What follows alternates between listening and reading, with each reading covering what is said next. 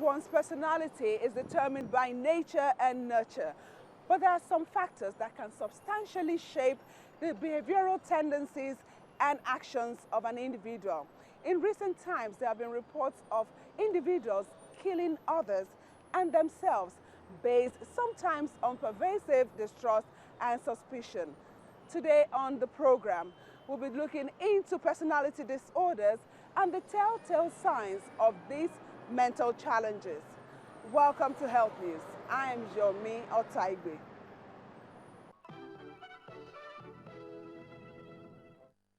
In Ogun State, a policeman shot and killed his wife, 5 other people and himself.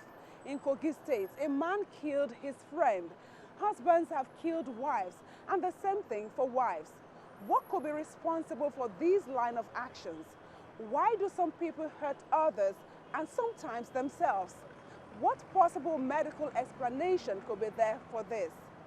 In a moment, a consultant psychiatrist will be sharing his thoughts on these issues.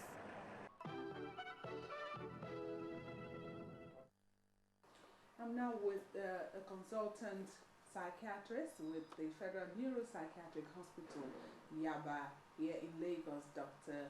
Richard Adebayo. Thank you so much for being with us. You're welcome. Thank you. I'm sure you've, in recent times and perhaps even in the past, you've heard stories of people, doing things, reacting in ways that you want to say, how did this happen? What really would you say is the cause of this, looking at personality disorder issues?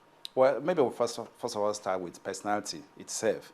Personality are those traits, those attributes that make us unique, that we are human, okay, we are not animals. Those traits, those attributes in us that help, that determines the way we perceive things, the way we think about ourselves, about others, about responses on daily activities, and our interaction with one another.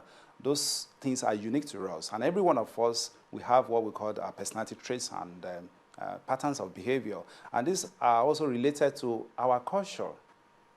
But when there's deviation from this, then we begin to talk about personality disorders, that there's something about this, an individual, that is pervasive, and it's a pattern, that we have seen in that individual, that over some time, you see that it deviates from the usual norm, and eventually it leads to a distress in him or in others, and it will affect his or ability to function.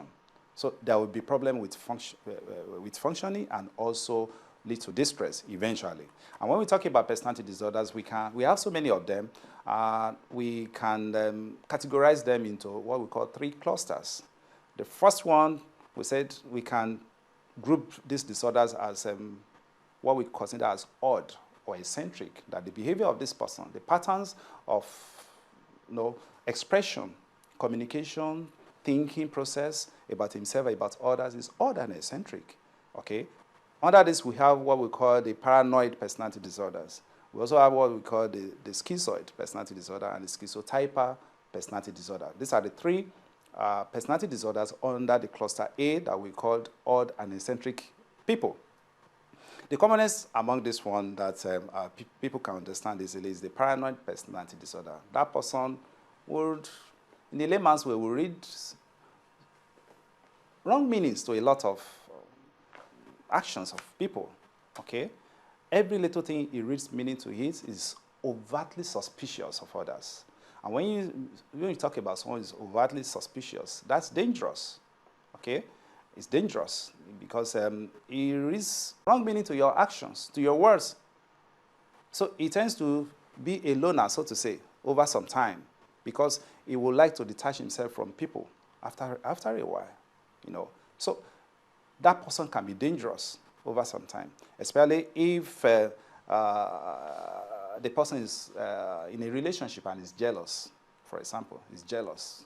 So you hear of couples and the partner is, stalking the other one around, okay, reading meanings, or thinking that, oh, my wife is going out with someone else. It's not so, but he reads wrong meaning to all these kind of things. The wife comes back, begins to check her on this, for evidence of extramarital relationship and all that. And he may get out of that and begin to stalk the person around, and even the supposed partner. So that person can eventually become dangerous because he feels that his own life is not safe. He's having distress, as I said earlier, and then it's also causing distress for other people. So a paranoid personality disorder is dangerous. We have schizoid personality disorder. Those ones, they just want to be a loner, so to say. They withdraw themselves from relationships, and after some times, they begin to have other features that will not make them to enjoy intimate relationship. The schizotypal one, that's when it's close to a form of mental disorder called schizophrenia. Not only will their behavior be odd, but also after some time, they begin to have perceptual disturbances like hallucinations or delusions, hearing voices that others cannot hear in clear consciousness, seeing things that others cannot see in clear consciousness, and begin to have delusions, wrong notions, wrong beliefs that is against the cultural norms of that individual. All right. So if we move to the cluster B, okay, we said those people are usually dramatic, they're erratic, and they can be emotional. We can use those 3 words to describe them: their behavior, their perception, the way they relate with others. You see that this is dramatic, this is erratic, this is emotional. No regard for others? Yeah, well, yes, you have in that group the people we'll call antisocial personality disorder. We have people who have borderline personality disorder, narcissistic personality disorder, okay? So these are in that group, okay? When we talk about antisocial personality disorder, we have them. There are so many in our environment, okay? All right? They don't have regard for others. They violate the rights of others easily. They take advantage of others. They can be said to be mean. They don't have empathy for others. They always want to be anti-authority, okay? When the norm is this, go this way, they must go this way. They want to go this way. They can be bullies when they were in school. So it would have started even before they attained adulthood, right from when they were young. Conduct disorder, you would have seen they are always playing trance in school, okay? When they are in school, they are always fighting, okay? They can be cruel to animals, not only to human beings, okay? And they always want to cheat others, take advantage of others so that nothing will happen. So think of a typical street urchin, or people you call the area boys, okay? Any little thing, they can't control their impulse. They can break bottle, and they can be dangerous to others. With time, they also go into substance use, alcohol, marijuana, that's Indian hemp. They take all those substances, and then you can imagine whether you and I can be considered to be safe in their midst. So any little thing, they are destroying things. And yes, they have a mood-related issues. They have tendency to injure themselves, So they can be involved in suicidal tendencies, okay? And they have this inner emptiness within them.